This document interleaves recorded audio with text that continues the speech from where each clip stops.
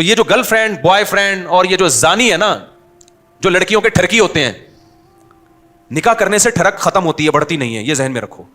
اور نکاح کے علاوہ جتنے راستے ہیں یہ ٹھرک کو کم کرنے کے بجائے بڑھاتے ہیں.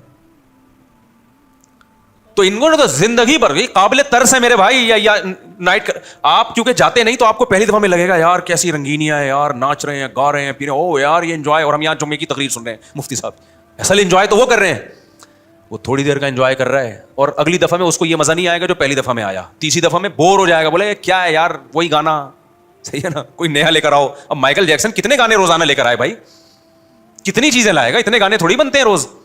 اور گانے کی لذت کتنی دیر کی ہے, تھوڑی دیر کی, وہ بھی تھوڑی دیر کی لذت ہے.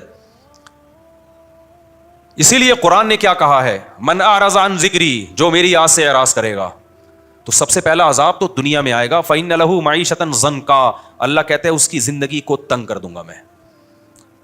ایسے گھٹن کا ماحول لگے گا نا اس کو, ایسا لگے گا جیسے میں کسی جیل کی کوٹری میں بند ہوں. خوشیاں صرف اہل اللہ کے پاس ہوتی ہیں, اچھی لائف, خوشیوں والی لائف صرف اللہ والوں کی ہوتی ہے, باقی سب برباد ہے میرے بھائی. منجن ہے منجن, سمجھ رہے ہو, خوشی کے نام پہ کیا بک رہا ہے. نفسیاتی ڈاکٹر اگر شریعت کو فالو نہیں کرتا وہ خوشیوں کی باتیں کرے گا, وہ خود خوشیوں میں نہیں ہوگا, کچھ نہیں ہوگا. تو لذت جو ہے نا, حرام لذتیں یہ انسان کو تھوڑی دیر کے لیے لذتیں دیتے ہیں, اس سے اس کی نیچرل لائف کو چھین لیتی ہیں.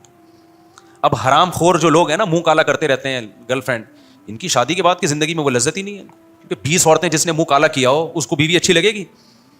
بولو, بہت سے حرام خور ہو سکتا ہے کہہ سکتے ہیں ہمیں بیوی سے بہت محبت ہے. بھائی یہ محبت ایک امر اضافی ہے.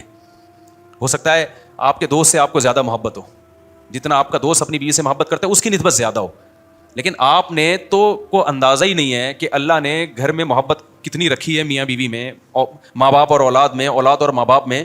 یہ تو جب تک آپ نے مزہ چکھا نہ ہو آپ کو کیسے پتا چلے گا کہ میں اس لذت سے حاصل کر رہا ہوں کہ نہیں کر رہا. تو ان لوگوں کو ہمارے حضرت فرمایا کرتے تھے, ان لوگوں کو سکون اور خوشیوں کا پتہ ہی نہیں ہے, یہ لنگڑوں میں پیدا ہوئے ہیں, یہ لنگڑوں ہوئی کو صحت مند سمجھنا انہوں نے شروع کر دیا ہے.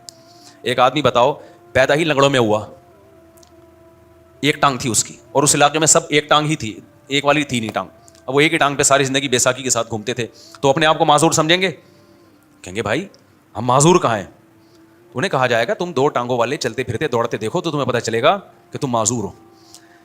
یہ جو ہمارا بے دین طبقہ ہے نا, جس کو اللہ کا نام لیتے ہوئے موت آتی ہے, دعائیں مانگتے ہوئے موت آتی ہے, اللہ کے گھر کا طواف کرنے میں ان کو بوریت محسوس ہوتی ہے. کتنے لوگ ایسے ہیں مسجد سے وحشت ہے ان کو, کہتے ہیں مسجد میں آتے ہیں ہمارا دل پریشان ہو جاتا ہے. جب میں نکاح کی بات کرتا ہوں تو ان کو وحشت ہوتی ہے, کہتے ہیں یار ایک نیچے نا کمنٹس میں لوگوں نے لکھا ہوا ہوتا ہے, خاص طور پہ ہندوؤں نے تو بہت لکھا ہوا ہوتا ہے, اب یہ موسلوں کا کام ہے مسلمانوں کا, یہ شادی بیاہ یہ کرو ہی نہیں ہے کام. گرل فرینڈ اس کو بہت پروموٹ کیا جا رہا ہے, گرل فرینڈ بوائے فرینڈ, یہ کیا ٹینشن ہے یار. اور واقعی وہ لوگ اس ٹینشن سے نکل رہے ہیں, لیکن اس ٹینشن سے نکل کے ان کی ٹینشن ریلیز نہیں ہو رہی, بڑی ٹینشنوں میں پھنس رہے ہیں, وہ بڑی ٹینشنوں میں اللہ ان کو ڈال رہا ہے. تو ہم تو ہندوؤں سے کہتے ہیں یہ ٹینشن لے لو, یہ ٹینشن کیا کرو بھائی, بیوی بچوں والی ٹینشن لے لو.